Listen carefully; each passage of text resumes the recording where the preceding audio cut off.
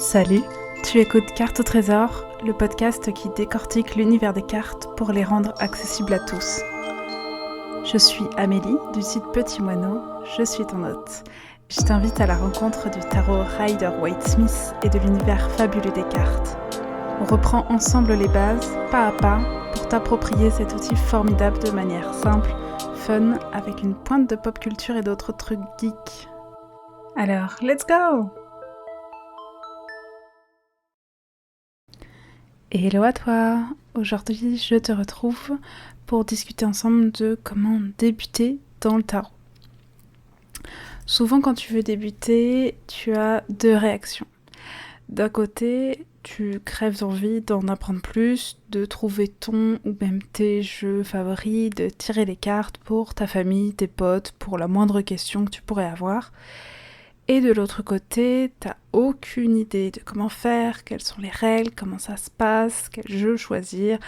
Bref, t'es parfaitement paumé. Et en vrai, c'est normal. C'est exactement la raison de mon podcast, t'aider un petit peu à canaliser toute cette curiosité et pouvoir enfin te lancer. Je voudrais quand même commencer par un petit disclaimer, malgré tous les conseils que je te donne ici, à mon sens, en tout cas, il n'existe pas de bonne ou de mauvaise façon de faire. Les conseils que je vais donner ici, ils sont à destination des débutants et éventuellement un peu moins débutants qui ne sauraient pas par où commencer, et ils sont là à titre d'exemple. Faut vraiment pas que tu hésites à faire comme tu le sens dès que tu te sens plus à l'aise. Un de mes maîtres mots, c'est « fais les choses à ta sauce », donc vraiment, n'hésite pas. Alors, la première chose que j'aimerais aborder, c'est le fait de choisir ton jeu. Le choix d'un jeu de cartes, pour moi en tout cas, c'est toujours un peu une épreuve, que ce soit le premier ou pas. Qu'on veuille débuter le tarot, ou qu'on ait déjà plusieurs jeux, il y a toujours plein de questions qui se posent. Et tant qu'on l'a pas dans les mains, je trouve qu'on peut pas savoir. Tant qu'on n'a pas pratiqué avec, c'est compliqué. Est-ce qu'il va me plaire? Est-ce que je vais m'en servir souvent? Est-ce que je vais savoir l'interpréter comme il faut? Est-ce qu'il va pas finir dans un coin après 2 tirages? Moi, je suis un peu le contre-exemple. Parce que au début de ma passion des cartes, je me suis posé aucune question. J'ai acheté tout un tas de jeux qui me plaisaient au premier coup d'œil rapidement comme ça sur internet. Et j'en ai acheté vraiment beaucoup. Beaucoup. Je pense que j'ai dû atteindre au bout de 2 mois, j'en avais une quinzaine déjà. Et la plupart, pour ne pas dire quasiment tous, j'ai fini par les revendre en fait. Ils ne me parlaient pas du tout. Il y avait 1 ou 2 cartes dans tout le jeu qui me plaisaient, mais j'étais hermétique totale à toutes les autres. Je pense notamment au petit oracle du messager et sa couverture ornée d'une chouette. Il n'y a que cette carte de la chouette qui me plaisait. J'ai donc passé pas mal de temps à acheter des jeux qui me servaient pas, mais que j'avais adoré chez d'autres. Je suis passé beaucoup de temps à loucher sur d'autres jeux, et après quelques recherches, je me rends compte que les autres cartes me parlaient finalement pas du tout. Donc trouver un jeu, encore plus le premier, c'est un peu complexe. On a peur de se tromper, de mal choisir, de pas l'aimer finalement. Bon, moi j'ai une idée en tête, c'est que il n'y a pas d'erreur, il n'y a que des apprentissages. Et en vrai, tu vas peut-être aussi vivre ça. Au fur et à mesure des achats et des déceptions peut-être, on apprend à savoir ce qu'on cherche, à affiner nos goûts et à se tromper de moins en moins. Et au final, des 12-15 jeux que j'ai dû avoir à un moment, à l'heure actuelle, j'en ai plus que 6. Que j'utilise tous au minimum, très grand minimum, 1 fois par mois. J'en ai un quotidien, un à la semaine, bon ça dépend un peu, mais voilà, je m'en sers en fait. Et dans tous les cas, de toutes ces recherches et ces reventes, il faut le dire, sont ressorties plusieurs questions que je vais illustrer avec un de mes derniers achats de tarot, qui est le traditionnel manga tarot. Déjà, j'aime bien me demander quel type de jeu je recherche et quelle ambiance. plutôt un tarot qui a une signification plutôt fixe, un Rider-Waite-Smith, un tarot de Marseille. C'est pas une question que je me pose car je suis une fanat du Rider-Waite, mais si tu préfères le Marseille, c'est une question à réfléchir aussi. Peut-être que tu préfères un oracle, qui varie plus souvent selon les auteurs et les créateurs. De quoi est-ce que tu as besoin également ? Plutôt d'optimisme, d'un jeu lumineux, ou plus sombre, d'un jeu qui te pousse un peu dans tes retranchements. Il y a certains jeux qui sont connus en fait pour ça, pour leur luminosité, comme c'est le cas de l'oracle The Universe Has Your Back. Je crois qu'en français c'est... Non, je ne sais plus. Il y a l'univers aussi, mais je ne sais plus. L'univers est derrière toi, quelque chose comme ça. Et d'autres sont connus pour leur noirceur. Je pense notamment à l'oracle de Béline, mais là c'est un oracle quand même très spécifique. Bref, n'hésite pas en fait à faire tes recherches sur le sujet. Et de la même manière, est-ce que tu cherches beaucoup de figures, de personnages, ou plutôt des dessins abstraits, des symboles ? Les jeux à ce niveau-là peuvent être extrêmement différents, collés à une traduction ou pas du tout. N'hésite pas également à faire tes recherches. Dans mon cas, avec le traditionnel manga tarot, je savais que je cherchais un tarot, mais rien de plus. Je voulais un Rider-Waite-Smith, car c'est un système que j'aime bien. Et pour le reste, je dois avouer que j'avais pas trop d'attentes. Je me suis laissée un peu porter par Amazon, que j'utilise souvent pour chercher des jeux, mais rarement pour les acheter. Ensuite, je pense qu'une question à te poser, c'est voir auprès des autres, notamment, quel jeu te parle, quel jeu t'inspire beaucoup. T'as peut-être déjà vu passer certaines cartes chez des personnes qui tirent les cartes, certains jeux qui t'attirent naturellement, et je trouve que c'est important de se fier à ce genre d'intuition. Même si il faut aussi aller chercher plus loin, voir à mon sens le plus de cartes possible et être sûr qu'il te plaît vraiment. De mon côté, j'accorde une grande attention visuelle, c'est une valeur qui me tient à cœur. J'ai besoin que mes jeux me plaisent visuellement très fort et j'ai typiquement certains critères rédhibitoires pour les cartes. Et du coup, des fois, j'hésite pas à aller voir la quasi-totalité des images du jeu pour être sûre. Et de cette manière, j'ai appris à voir certains illustrateurs, illustratrices que j'apprécie plus que d'autres.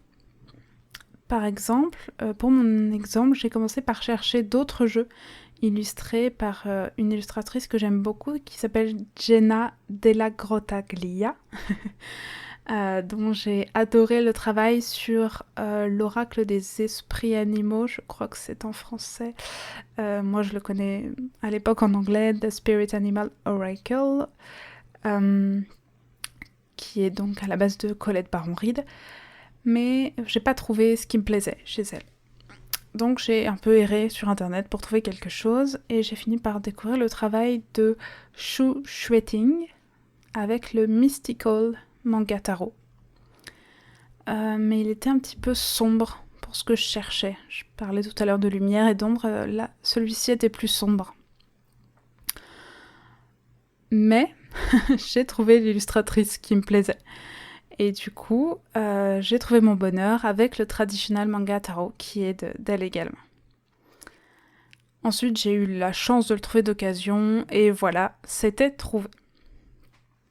Tu demandes peut-être du coup où te renseigner sur les jeux. Bon, tu t'en doutes, Google est bien entendu ton ami. Sa partie recherche d'images est vraiment top pour t'aider à avoir la majorité en tout cas des cartes d'un jeu quand tu as son nom et son auteur. Mais pas seulement. Tu peux aussi consulter Amazon pour avoir les avis d'autres personnes qui prennent souvent des photos des cartes, qui renseignent sur la qualité, l'épaisseur, le packaging, la présence ou non d'un livret, ce genre de choses. Je te conseille aussi une pépite de chez Pépite, le site qui s'appelle Graines d'Éden, qui comprend une énorme majorité des jeux les plus connus et qui permet de savoir une énorme quantité de détails sur les jeux, s'ils sont utilisés pour le divinatoire ou pas, si le dos des cartes permet un tirage avec le sens des cartes, c'est-à-dire que si le haut et le bas des cartes est semblable. Typiquement pour le Musha, il y a une figure de femme, on peut l'avoir que dans un sens. Il ne marche pas pour les tirer à l'envers. Et puis pour te fournir ton jeu au final, personnellement j'adore regarder le marché de l'occasion. Donc sur le site Momox, Gilbert Joseph, Vinted, même Le Bon Coin, ça arrive. Et autrement, ta librairie ou ta boutique ésotérique locale, ça fait toujours aussi très bien le boulot. Donc voilà, là c'était l'ensemble des questions que moi je me pose, mais faut pas que tu hésites à créer ton propre petit questionnaire pour trouver des jeux qui finiront par te plaire. Ensuite, une question qui est beaucoup revenue quand j'ai commencé à parler de cartes, notamment sur mon compte Instagram, c'est comment est-ce qu'on mélange son jeu ? Honnêtement, je pense pas qu'il y ait de méthode spécifique et particulière, c'est un peu chacun y va de sa méthode en fait. Après, il y a effectivement des façons de faire plus communes que d'autres. Moi, personnellement, j'utilise la version classique, je sais pas si elle porte un nom.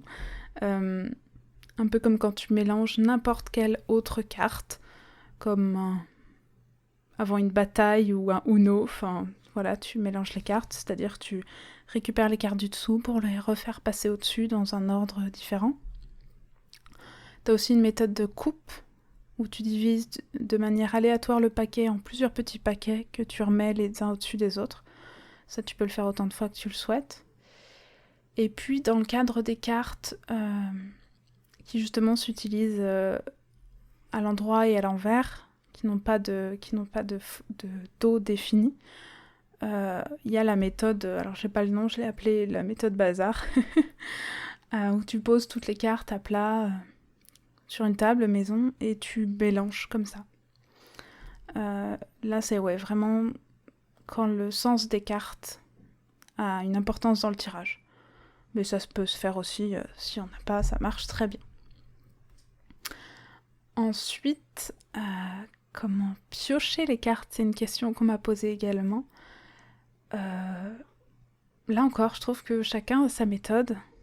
Perso, j'alterne un peu selon mon envie du moment.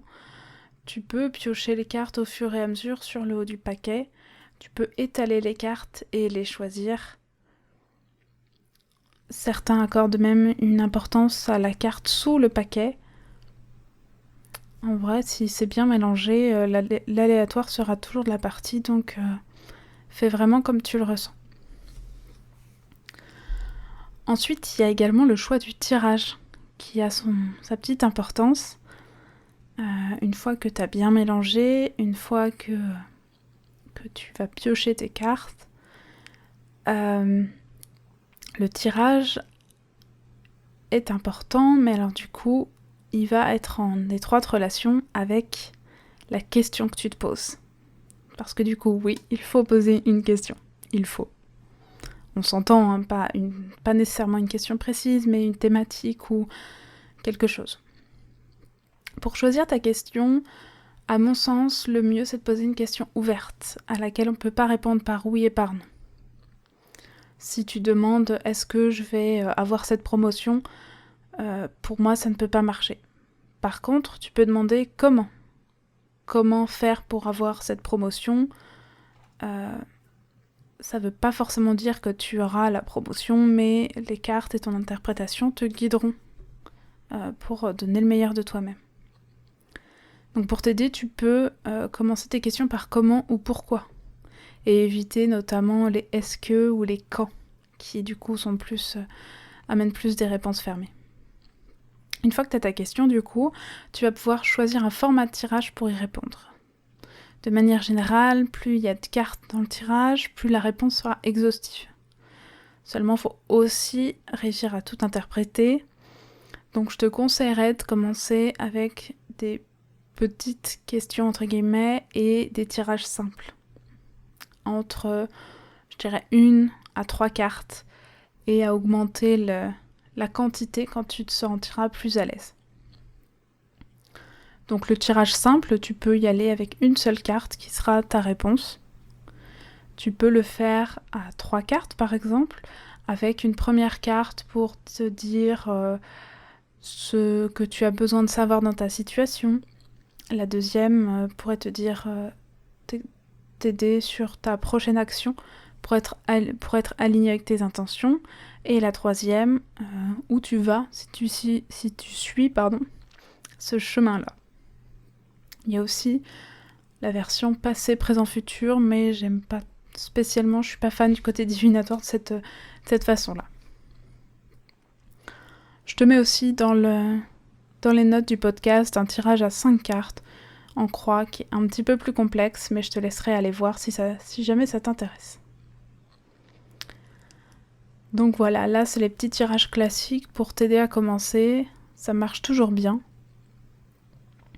Et puis dans tous les cas, tu peux en retrouver des tonnes et des tonnes sur internet, Instagram, Pinterest, il y a à boire et à manger, aucun souci là-dessus. D'ailleurs, si jamais ça t'intéresse, j'ai un tableau Pinterest consacré exclusivement au tirage, donc n'hésite pas à aller voir le lien. Et puis, si tu souhaites te lancer et débuter dans le tarot, n'hésite pas à aller voir sur mon site. Je te propose un mémo tarot, une petite fiche mémoire pour t'aider si jamais tu veux pratiquer avec le Rider-Waite-Smith, pour t'aider à tirer de manière simplifiée. Tu vas voir, ça va vraiment t'aider.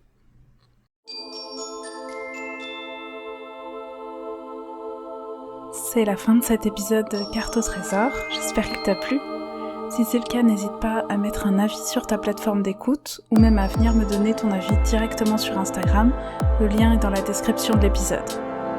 Je te souhaite une chouette semaine et je te dis à très vite. Et surtout, n'oublie pas, les cartes sont un outil. Le trésor, c'est toi.